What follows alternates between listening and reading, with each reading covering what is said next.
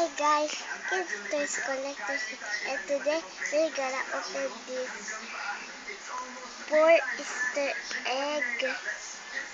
Let's open it.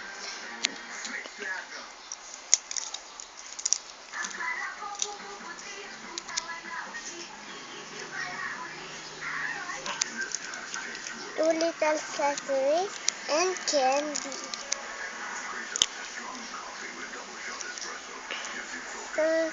So let's open this violet Easter egg.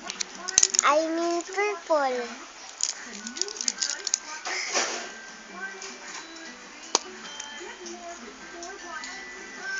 One little accessories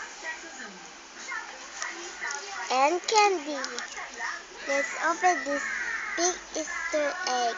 I mean pink.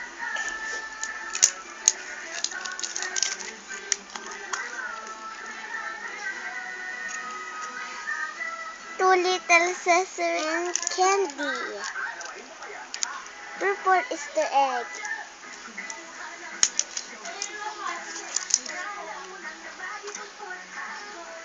One little accessories and candy.